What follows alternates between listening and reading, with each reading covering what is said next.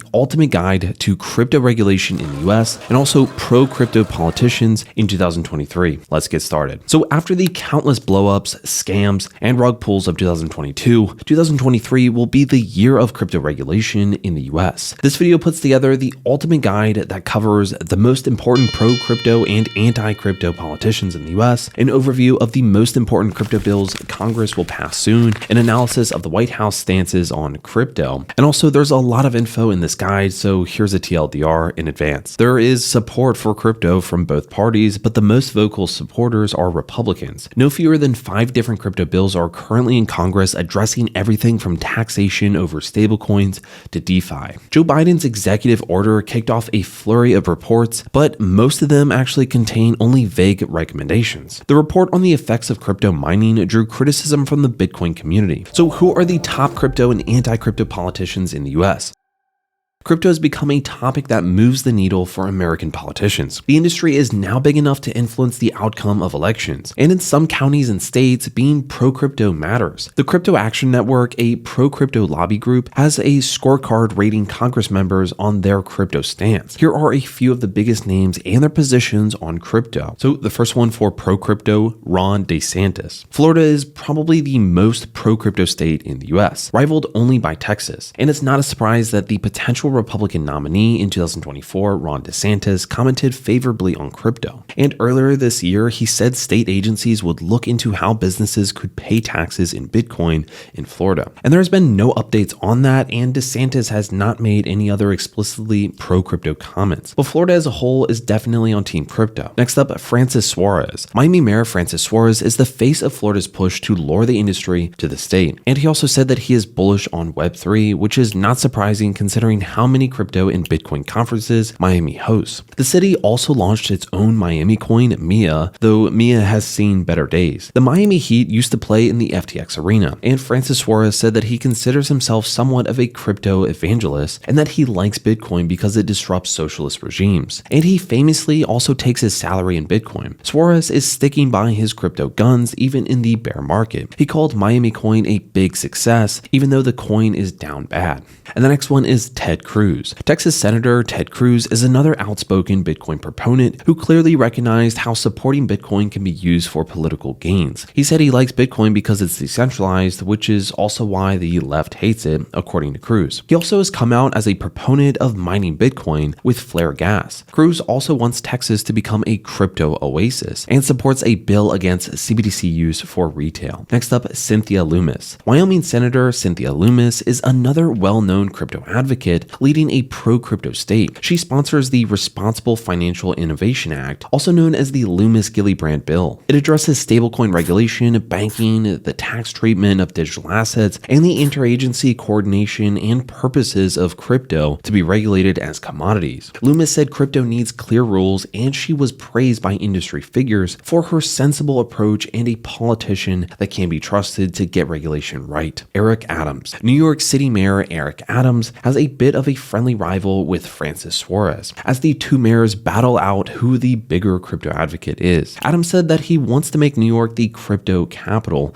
of the US, and he also wants to add crypto to the school curriculum. And Adams has also taken some paychecks in Bitcoin. And next up is Patrick McHenry. Masari named North Carolina Republican Patrick McHenry as someone with an outsized influence on crypto policy. He is also set to lead the House Financial Services Committee and has already promoted and sponsored bills and proposals establishing clear rules on stablecoins and token disclosures. Masari sees him as one of the key figures to watch in 2023. The Congressional Blockchain Caucus is a bipartisan group serving as a platform for industry and government to study and understand blockchain technology. One of its members, House Majority Whip-elect Tom Emmer, has been another outspoken advocate of crypto. He demanded an explanation from the SEC for the Tornado Cash sanctions and also slammed the SEC for its industry sweeps against crypto. He also urged the Environmental Protection Agency to consider the benefits of crypto mining, and he also favors a bipartisan approach to promoting cryptocurrency innovation. Have the anti-crypto list. With the first one, Gary Gensler. The SEC chairman is crypto's favorite villain, a dubious honor that he won't get rid of anytime soon, considering his role in the FTX bankruptcy. Gensler famously fudded ETH after the merge, saying that it could actually be a security now. Bitcoin is the only cryptocurrency that Gensler acknowledges as a commodity, although he is reportedly open to sharing regulatory responsibilities with the CFTC. Next up is Neel Kashkari. Neel Kashkari is not a Congress member, but the head of the Minneapolis Federal Reserve. He still made the list because of his interesting stance on crypto and CBDCs. Kashkari considers crypto to be nonsense and not useful for payments, but at the same time, he doesn't support CBDCs. Next up, Elizabeth Warren. Elizabeth Warren is another proud crypto hater that has not missed an opportunity to throw shade at the sector. She wants cryptocurrencies to be regulated as securities, called them toxic and also magic beans, and maintains that crypto will ruin the economy. But she's also responsible for an all-time great crypto meme, the shadowy super coder, responsible for endangering the stability of the American financial system. What are the most important crypto regulation bills?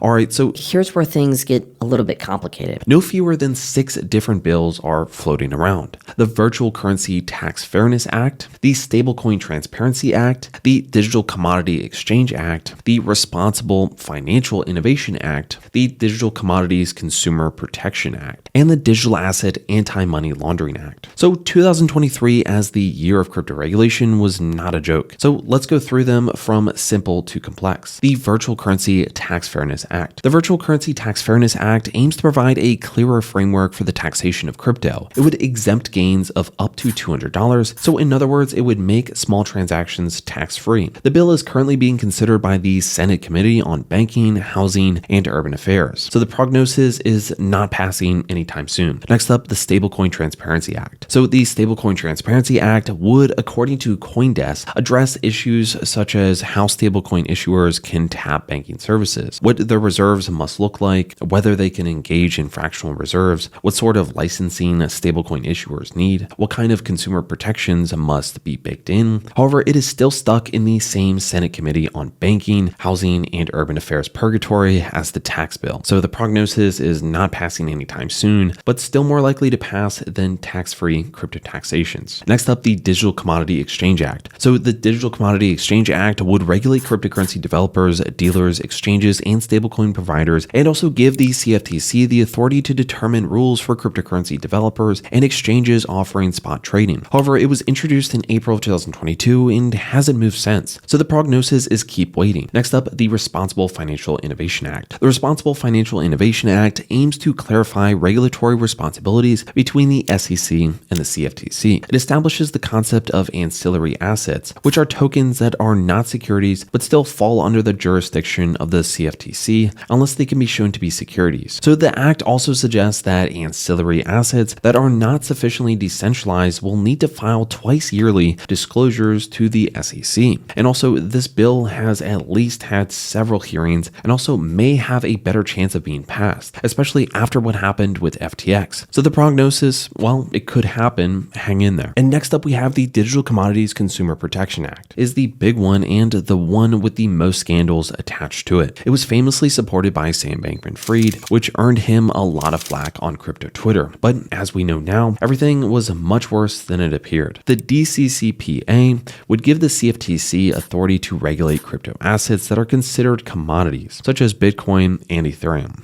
But it would not clarify whether new tokens should be classified as a commodity or a security. The crypto industry also criticized support for this bill because it would inhibit DeFi innovation by making DeFi platforms hold customer property, designate compliance officers, and also grant platforms emergency powers to intervene in trading. None of that would be possible for DeFi platforms, and also why SPF supported the bill is a secret that may or may not see the light of day. However, considering how events unfolded, the bill still stuck in its introduction phase would most likely be considered in one way or another. So the prognosis is something will happen in 2023. Yet to be seen. Next up, the Digital Asset Anti-Money Laundering Act. The latest edition is Elizabeth Warren's bill that would introduce KYC rules to wallet providers and prohibit financial institutions from interacting with coin mixers. The bill is so recent that it's not even on the website of Congress yet. Therefore, a prognosis is impossible at this point. Overall, regulators in the US have faced public anger following the collapse of FTX. Experts are calling for a better coordination between regulatory bodies, and there are questions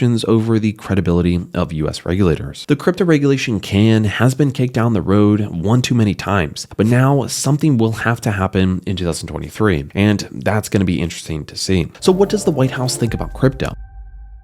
In March of 2022, Joe Biden released an executive order to establish the first ever comprehensive federal digital assets strategy for the United States. He ordered several departments to write research reports to get the White House up to speed on the latest in the crypto industry. The executive order outlined 6 key priorities: consumer and investor protection, promotion of financial stability, countering illicit finance, leadership in the global financial system, financial inclusion, responsible innovation. 9 reports have been released since, with one addressing the relationship between the Fed and a possible CBDC, and one about regulatory gaps still to come. And most of the reports are fairly vague, indicating the administration is still mapping the crypto landscape and trying to understand what's what. But we do have a few indicators of what the next steps will be based on a fact sheet released by the White House. The White House on protecting consumers, investors, and businesses. Regulators should aggressively pursue investigations and enforcement actions against unlawful practices in the digital asset space, monitor consumer complaints, and to enforce against unfair, deceptive, or abusive practices, collaborate and share data on consumer complaints, lead public awareness efforts to help consumers understand the risk involved with digital assets. Nothing really tangible overall. The White House on promoting access to safe, affordable financial services. Encourage the development and use of innovative technologies by payment providers and instant payment systems for their own transactions. Create a federal framework to regulate non-bank payment providers. Align global payments practices, regulations, and supervision protocols while exploring new multilateral platforms. Research to ensure that digital asset ecosystems are designed to be usable, inclusive, equitable, and also accessible. Again, a lot of recommendations, but nothing immediately actionable. The White House on advancing responsible innovation. Develop a digital assets research and development agenda. Provide innovative U.S. firms developing new financials, technologies, and regulatory guidance, best practices sharing, and technical assistance. Track digital assets' environmental impacts, developing performance standards as appropriate, and providing local authorities with the tools, resources, and expertise. Establish a standing forum to convene federal agencies, industry, academics, and civil society to exchange knowledge and ideas. For many of these points, government agencies may want to follow industry leads,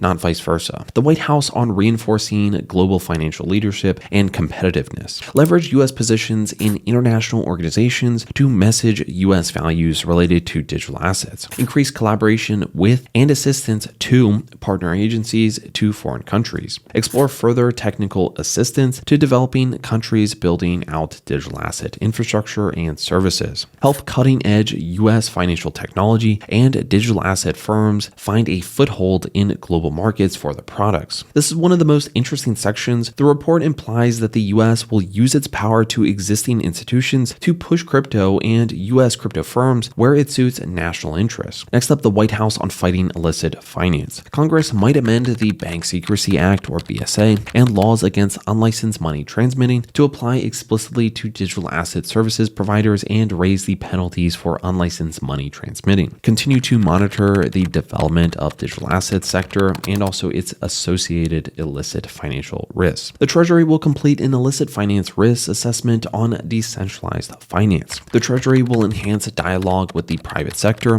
Some more interesting statements here: DeFi will get scrutinized, and the government plans to put these screws on AML. Even more. The White House on exploring a CBDC. The administration has developed policy objectives for a U.S. CBDC system. An interagency working group to consider the potential implications of a U.S. CBDC, leverage cross-governmental technical expertise, and also share information with partners. In other words, the White House is looking into a CBDC and how it could be useful, but hasn't made a final call yet. Coinmetric's co-founder and Bitcoiner Nick Carter published an extensive essay criticizing the White House report on crypto mining. He called the overall effort of the report weak and effectively a literature review that was put together from mostly anti-proof of work sources. His main criticisms were the report presents virtually no new data, it ignores contributions of industry subject matter experts, it relies on partisan sources but calls for caution on data, so hypocrites. It takes a moralistic stance against the mining mining and applies an unnecessarily high standard miners shall meet, its recommendations are useless and counterproductive. Carter did praise the report in that it acknowledges the possibility of mining with stranded energy and Bitcoin's contributions to grid flexibility. Overall, though, it does a bad job of assessing the mining industry. So far, the jury is still out on whether crypto regulation in the US will be sensible. There is a lot of interest and also demand for it. So 2023 should be the biggest year for crypto regulation yet. So it's time to hold public representatives accountable and also push for sensible regulation. Anyways, guys, that's all we have for this video. We'll see you in the next one.